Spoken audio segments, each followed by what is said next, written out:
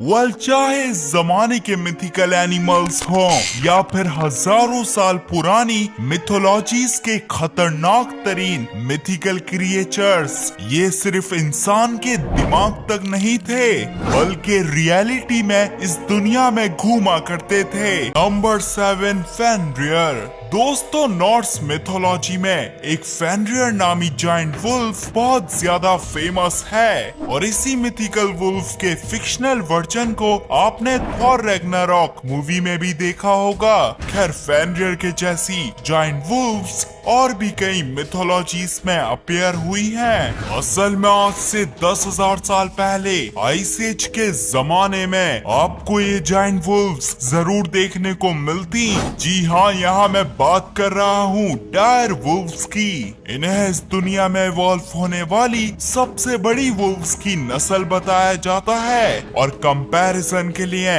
ये modern day largest grey wolves से 25% बड़ी होने के साथ साथ हर लिहाज से बेहतर थी।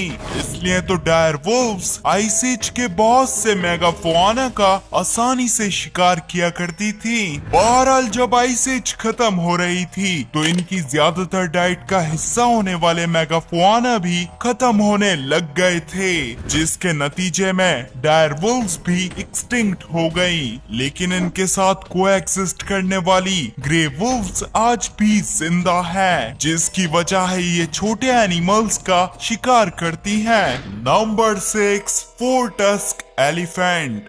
हिंदुइज्म में हमें कई बार 4 टस्क यानी 4 दांत वाले एलिफेंट्स का जिक्र देखने को मिला है, जैसे कि इंदिरा नामी डीडी की एरावत नामी सवारी। और यही नहीं बल्कि फेमस रामायण में भी ऐसे मिथिकल एलिफेंट्स का जिक्र आया है। दोस्तों, 23 से 2 मिलियन ईयर्स पहले जब मेगलोडॉन समंदर में घूम रही थी तो उस दौरान वाकई में जमीन में 4 दांत वाले गोम्फोथियर्स नामी एलिफेंट्स के रिलेटिव्स इस दुनिया में पाए जाते थे। माना जाता है ये अपने नीचे के दांतों को शवल की तरह इस्तेमाल करके आसानी से अपनी हर्बीवरस डाइट को कंप्लीट कर लिया करते थे। वैसे जिस दौरान गोम्फोथियर्स इस दुनिया में घूम रहे थे उस वक्त तक हम इंसान छोटे दिमाग वाले होमो इरेक्टस तक ही इवॉल्व हुए थे। इसलिए पॉसिबल है कि गोम्फोथियर्स के फॉसिल्स ने हिंदुइज्म के मिथोलॉजिकल एलिमेंट्स को इंस्पायर किया होगा। नंबर 5, मैपिनग्वारी। काफी सालों से अमेज़न जंगल में रहने वाले ट्राइबल लोग एक मैपिनग्वारी नामी मॉन्स्टर को देखते आ रहे हैं। ये लोग बताते हैं इस मॉन्स्टर की सिर्फ एक आंख है और पेट में माउथ है। साथ ही साथ इस मॉन्स्टर का काम अमेज़न जंगल को प्रोटेक्ट करना है। अब साइंटिस्ट्स के मुताबिक तो ये क्रिएचर सिर्फ मिथिकली है, लेकिन हम सब जानते हैं अमेज़न जंगल में आइस एज के टाइम वाकई में ग्राउंड स्लॉथ नामी एनिमल्स एग्जिस्ट किया करते थे और ये चलते भी मैपिनग्वारी मॉन्स्टर की तरह थे। साथ में इनका साइज एलिफेंट्स के जितना होता था और ये साइज तो मिथिकल मैपिनग्वारी से भी कुछ हद तक बड़ा है। खैर, हम ये भी जानते हैं कि आइस एज के खत्म होते होते और साथ में इंसानों की हंटिंग ने इन एनिमल्स को 11,000 साल पहले एक्सटिंक्ट कर दिया था। इसलिए शायद अमेज़ोनियन ट्राइबल लोग अपने बच्चों को ग्राउंड स्लॉथ की कहानियां सुनाते होंगे और उन्हीं हजारों सालों की कहानियों के सिलसिले में ग्राउंड स्लॉथ रियल एनिमल से मिथिकल मैपिनग्वारी क्रिएचर बन गए। या फिर ये भी हो सकता है कि अमेज़न जैसे अनएक्सप्लोर्ड जंगल में क्या पता ग्राउंड स्लॉथ आज भी घूम रहे हों। वैसे ग्राउंड स्लॉथ कैसे इस दुनिया में वापसी आएंगे, इसका तो मैंने आपको अपनी इस वीडियो में बताया ही था। Number 4, Griffin. वेल, ग्रिफिन्स का जिक्र तो 5000 साल पुरानी मेसोपोटामियन मिथोलॉजी से ही चलता आ रहा है, और फिर मजीद ये तकरीबन हर मिथोलॉजी में अपीयर हुए। असल में शुरुआत से ही हम इंसानों का मानना है लायन जमीन के एनिमल्स के बादशाह हैं, और वहीं ईगल आसमानों के एनिमल्स के बादशाह। इसलिए जब पुराने लोगों को सेराटॉप्सियन डायनासोर्स के फॉसिल्स पहली बार मिले तो इन्होंने इन्हें फौरन लायन ईगल का हाइब्रिड समझकर ग्रिफिन जैसे मिथिकल क्रिएचर को इमेजिन कर लिया। लेकिन किसको पता था प्रेजेंट डे से सिर्फ 700 साल पहले इंसानियत से दूर न्यूजीलैंड में सच्ची के ग्रिफिन्स पाए जाते थे। जी हाँ, हास्ट ईगल्स नामी इस दुनिया की सबसे बड़ी और खतरनाक तरीन ईगल की स्पीशीज किसी ग्रिफिन से कम नहीं थी। और तो और ये जाइंट ईगल्स इस दुनिया के टॉलेस्ट बर्ड्स मोआ का शिकार किया करते थे। वैसे मोआ का वेट अराउंड 250 केजी था, और वहीं एवरेज इंसान का वेट 60 केजी होता है। इसलिए हास्ट ईगल को इंसानों का शिकार करने में कुछ खास प्रॉब्लम नहीं होती। बहरहाल अराउंड 1300 एडी में जब माओरी लोग पहली बार न्यूजीलैंड आए थे, वही माओरी जिनका आपने रिसेंटली हाका डांस भी देखा होगा, तो इन्होंने हास्ट ईगल की मेन डाइट मोआ का पूरी तरह से शिकार करके उसे एक्सटिंक्ट कर दिया था, जिसके नतीजे में हास्ट ईगल भी एक्सटिंक्ट हो गए।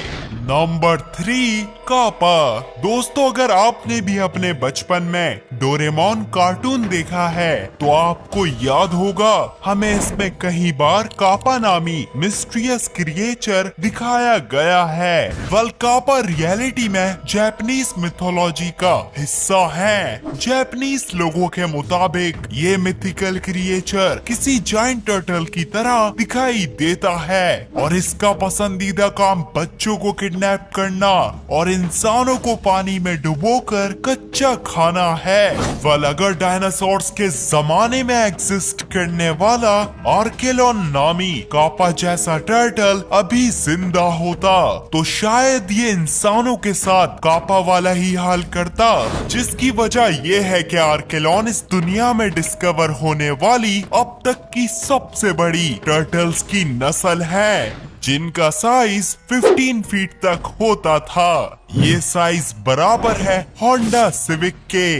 वैसे आर्केलॉन की डाइट मॉडर्न डे टर्टल्स की तरह ओमनीवरस थी, और अजीब बात तो यह है कि इन टर्टल्स की भी कापा की तरह एक बड़ी सी चोंच हुआ करती थी, जिसका काम सख्त एनिमल्स के शेल को तोड़ना था।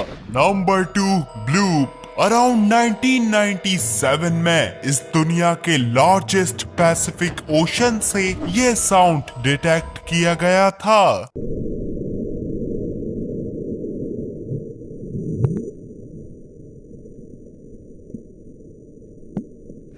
ये साउंड इतनी ही दूर से आया था जितना नेपाल से लेके जापान तक का फासला है। खैर, स्टार्टिंग में तो साइंटिस्ट का मानना था ऐसी कोई आवाज डीप सी क्रिएचर ही निकाल सकता है, और इतनी आवाज निकालने के लिए इसका साइज तकरीबन ब्लू व्हेल से तो 100 गुना बड़ा होना जरूरी है। और यूं इसी स्पेक्यूलेशन से हमारे सामने ब्लूप जैसा मॉडर्न मिथिकल क्रिएचर आना शुरू हुआ था। पर हाँ, बाद में रिवील हुआ कि ये अंटार्कटिका में कुछ जाइंट आइसबर्ग्स के ओशन में पिघलने की आवाज थी। वैसे ताज्जुब की बात नहीं होगी अगर फ्यूचर में 95% अनएक्सप्लोर्ड ओशन से कोई ब्लूप जैसा क्रिएचर डिस्कवर हो जाए, क्योंकि जोरासिक पीरियड में लीडसिक्थिस नामी इस दुनिया की सबसे बड़ी फिश पाई जाती थी, जो अपना 40,000 दांतों से भरा मुंह खोलती थी तो बिल्कुल किसी मिथिकल ब्लूप की तरह दिखाई देती थी। और तो और हम इंसान इसके साइज के सामने किसी मजाक से कम नहीं थे। वैसे लीडसिक्थिस कोई शिकारी फिश नहीं थी, बल्कि बर्लिन व्हेल्स की तरह फिल्टर फीडर्स थी।